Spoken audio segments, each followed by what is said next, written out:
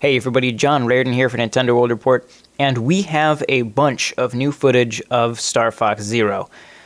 Some of it was stuff we'd already seen before, some of it was entirely new stuff, which we'll get to that as well, but right now, what's most interesting to me is actually the stuff that we had already seen before, because some of it looks quite different from what we saw at E3. A lot of people had some issues with the art style, or not necessarily the art style, but the level of graphical quality that Star Fox Zero showed at E3.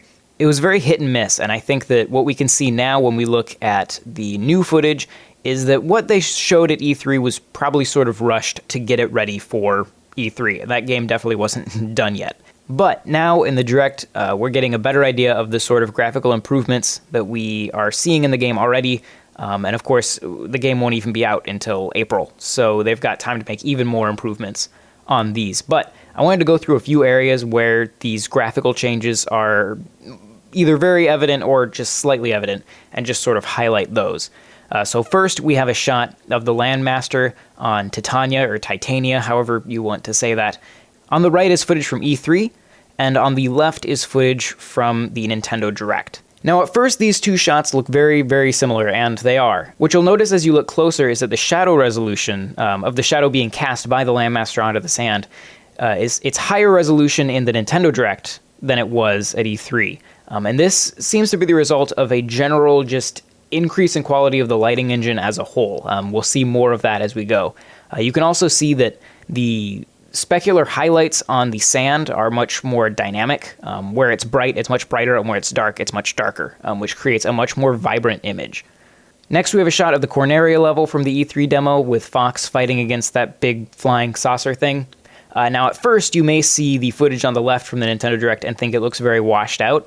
But when you compare it to the background and everything, what we're actually seeing is that there's a more soft, dynamic lighting system in place, like we saw in the last shot of the Landmaster. Where that's most evident is on the top spire element of the UFO thing, where you can see that there's sort of a nice warm light probably being cast by like a setting sun, and it's just a much more pleasant, more dynamic image, as opposed to the really flat image that we saw originally. In the build that we saw at E3, it looks like there was essentially one key light. In other words, if you think of it like a movie set, it would be like if there was just one spotlight, and no really other lights on the stage. So everything's either really bright or totally in shadow. In the real world, that's not how things actually look.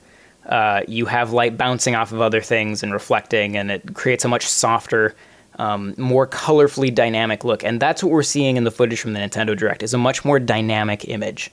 So next to the shot from Zonus, which is another opportunity for us to see a much more dynamic lighting engine. The one thing I will note is that because the lighting is so much more dynamic in the Nintendo Direct footage, you can see that the shadows on the environment are pretty low resolution, but since we've already seen shadow resolution increase in other areas, I would assume that this shadow resolution will probably increase as well.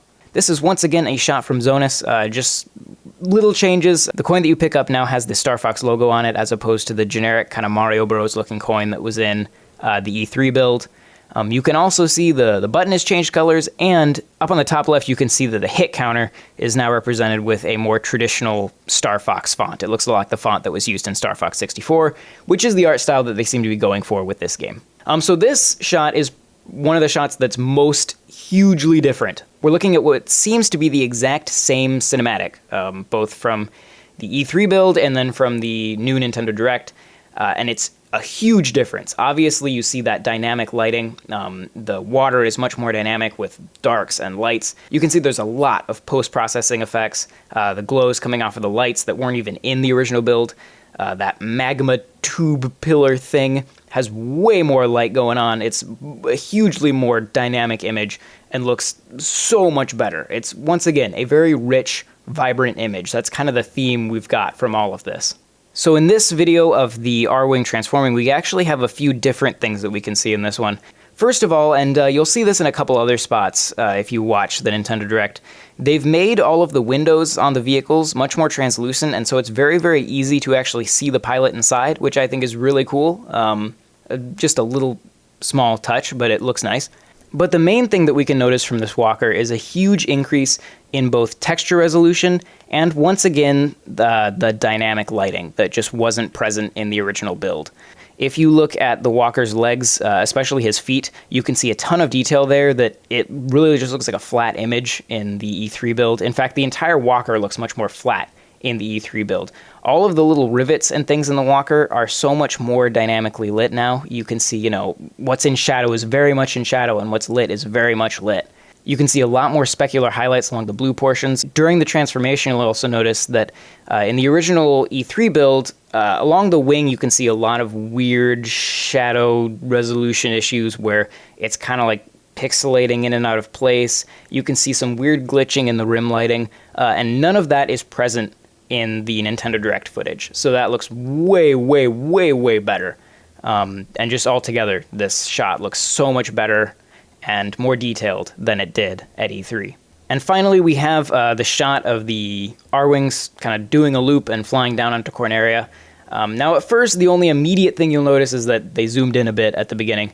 But as you watch further, you'll notice that the R-Wing itself is way more heavily textured. There's actually rivets and things present, especially on the bottom of the R-Wing, that weren't even there in the E3 build. So it looks like they've completely retextured the R-Wing, and it looks way nicer.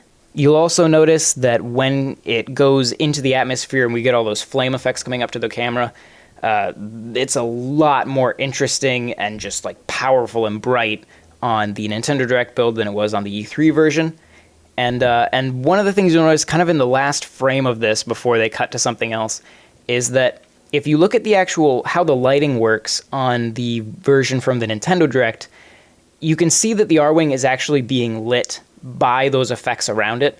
So you have a very like hard rim light coming around it. Whereas if you look at the original one, it's once again a very flat, bland image. And so it looks as though they've really reworked and fine-tuned the lighting engine. That seems to be kind of the biggest thing. Obviously, texture resolutions have gone up, and that's awesome. But the biggest thing I've noticed, and the thing that seems to have caused the most improvements, is just a huge reworking of the lighting engine, and it looks fantastic.